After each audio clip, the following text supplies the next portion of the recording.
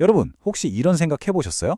내가 정말 아끼는 물건, 소중하게 모아온 재산이 어느 날 갑자기 내 곁에서 사라진다면? 아니면 전혀 예상치 못한 사고나 불운이 자꾸만 나를 찾아온다면요? 만약 이 모든 게 그냥 우연이 아니라면 그 뒤에는 대체 어떤 보이지 않는 법칙이 숨어 있는 걸까요? 저랑 같이 한번 그 비밀에 파헤쳐 보시죠. 아니 이게 대체 무슨 말일까요? 금괴처럼 엄청나게 귀한 게 있다면 당연히 세상에서 제일 안전한 곳에 꽁꽁 숨겨두는 게 상식 아니에요? 그런데 이 원리에서는 그걸 굳이 움직여야만 잃어버리지 않는다고 말합니다. 정말 이상하죠? 와, 이 철학의 핵심이 바로 이 문장 하나에 다 담겨 있네요. 잃어버리고 싶지 않으면 옮겨야 한다. 굉장히 단정적이에요. 가만히 정지해 있는 게 아니라 오히려 그 움직임 자체가 무언가를 지키는 힘이라는 건데 대체 이게 무슨 뜻일까요? 자, 이 철학은요, 이 세상을 거대한 에너지의 흐름으로 봅니다. 모든 물건, 특히 금처럼 가치가 꽉 응축된 것들은 그 자체로 엄청난 에너지를 품고 있다는 거죠. 그리고 제일 중요한 건 이 에너지는 고인물이 아니라 흐르는 강물 같아야 한다는 겁니다. 왜냐고요? 흐르지 않으면 썩기 마련이니까요. 여기서 아주 흥미로운 개념이 하나 나오는데요. 바로 이동수라는 겁니다. 이게 뭐냐면 한 곳에 너무 오래 가만히 있는 것에는 결국 움직여야만 하는 운명이 깃든다는 거예요. 마치 오랫동안 청소 안 한 방에 먼지가 막 쌓여서 결국엔 아이고 도저히 안 되겠다 하고 우리를 대청소하게 만드는 것처럼 말이죠. 내가 스스로 움직임을 주지 않으면 자연이나 혹은 다른 어떤 힘이 강제로 그 움직임을 만들어내고야 만다는 겁니다. 그렇다고 해서 모든 걸 맨날 옮겨야 하냐? 그건 또 아니에요. 이 표를 한번 보세요. 물건의 가치나 보관 방식에 따라서 필요한 움직임의 빈도가 달라진다고 하죠. 한번 생각해 보세요. 우리 주머니 속 동전이야. 매일 썼다 뺐다 하니까 자연스럽게 움직이잖아요. 근데 은행 깊숙한 곳에 있는 금괴는 어떻죠? 몇 년이고 가만히 있잖아요. 바로 이럴 때 이 정체된 에너지를 한 번씩 일부러라도 흔들어주는 의식적인 움직임이 드물지만 훨씬 더 중요해진다는 뜻입니다.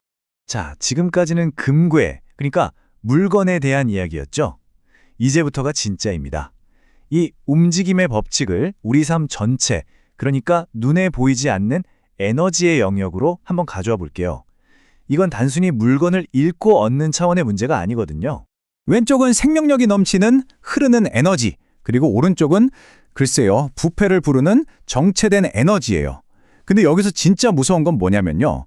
이 정체된 에너지가 그냥 가만히 썩는 데서 끝나는 게 아니라는 거예요. 자기를 강제로 움직여줄 어떤 사건을 바깥에서부터 끌어당긴다는 거죠. 그 바깥에서 오는 힘, 그게 대체 뭘까요? 여기서 이 철학이 정말 충격적인 주장을 합니다. 당신이 그 불을 스스로 움직이지 않으면 자연이 그걸 움직일 누군가를 보낸다. 그리고 그 누군가가 바로 도둑일 수 있다는 겁니다. 네, 아마 오늘 이야기 중에서 이 부분이 제일 받아들이기 힘드실 수도 있어요. 정체된 부가 도둑을 그냥 끌어들이는 정도가 아니라 아예 도둑이라는 존재 자체를 만들어낸다고 하니까요. 피해자가 가해자를 만든다니 대체 이게 무슨 논리일까요? 이 슬라이드가 보여주는 건 정말 하나의 비극적인 시나리오 같아요. 부모가 돈에만 집착하고 자식한테는 무관심해요. 그럼 그 집에 쌓인 정체된 부가 텅 빈 신호를 계속 보내는 거예요. 나 좀 움직여줘 하고요. 그러면 소외감을 느끼던 자녀가 무의식적으로 그 신호에 딱 주파수를 맞추게 되고 결국 자기가 그 불을 움직이는 역할, 즉 도둑이 되어버린다는 거죠. 이건 내 안의 욕심이 가장 가까운 사람을 불행의 도구로 만들어버릴 수도 있다는 정말 무서운 경고 메시지입니다. 자, 그런데 이 법칙이 돈이나 물건에만 해당되는 게 아니에요. 이걸 좀 더 확장해보면요. 우리 삶에 일어나는 모든 불행이 사실은 우리한테 뭔가를 알려주려고 오는 신호라는 해석까지 가능해집니다. 도둑, 사고, 심지어 질병까지도요. 첫 번째 예시, 도둑입니다. 이 관점에서 도둑 맞는 건 그냥 운이 나쁜 게 아니에요. 오히려 당신 삶에 뭔가 너무 오래 고여있어. 이제 좀 흘려보내거나 바꿔야 할 때야 하고 우주가 보내는 빨간불 같은 거죠. 그게 돈에 대한 집착일 수도 있고 아니면 낡아빠진 관계일 수도 있고요. 자동차 사고도 똑같아요. 사고가 났는데 저 사람 때문이야 하고 상대방 탓만 하고 내 안의 조급함이나 부주의함은 전혀 안 돌아본다? 그러면 우주는 더 세게 신호를 보낸다고 해요. 이번엔 범퍼만 긁혔지만 다음번엔 병원에 입원해야 할 만큼 큰 사고로 그 교훈의 강도를 높인다는 거죠. 질병에 대한 시각도 다르지 않습니다. 몸 어디가 아파서 약으로 증상만 꾹꾹 눌러놔요. 근데 그 병을 만든 진짜 원인? 그러니까 스트레스나 잘못된 생활 습관은 하나도 안 바꾼다? 그럼 어떻게 될까요? 이 철학에 따르면 그 병의 에너지는 사라진 게 아니에요. 그냥 몸에서 다른 약한 곳을 찾아서 옮겨갈 뿐이라는 거죠. 그럼 이 끝도 없는 불행의 고리를 끊어낼 방법은 대체 없는 걸까요?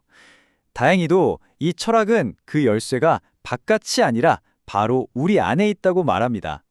사건 자체가 중요한 게 아니라 그 사건에 우리가 어떻게 반응하고 선택하느냐에 모든 게 달려 있다는 거예요. 모든 불행 앞에는 이렇게 두 갈래 길이 놓여 있습니다. 왼쪽처럼 다 남 탓이야 하면서 원망의 굴레에 갇혀서 영원한 피해자로 살 것이냐? 아니면 오른쪽처럼 이 일을 통해 내가 뭘 배울 수 있을까? 하면서 성장의 발판으로 삼을 것이냐? 내 삶의 주인이 될지 피해자로 남을지는 바로 이 순간의 선택에 달려 있다는 겁니다.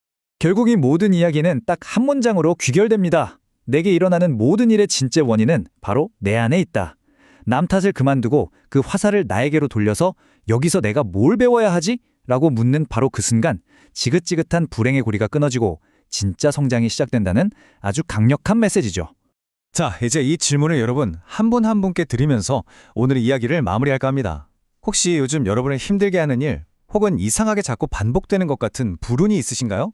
만약에 그게 그냥 우연이 아니라 여러분의 삶이 여러분에게 보내는 간절한 메시지라면 어떨까요? 지금 당신의 삶은 당신에게 무엇을 배우라고 말하고 있습니까?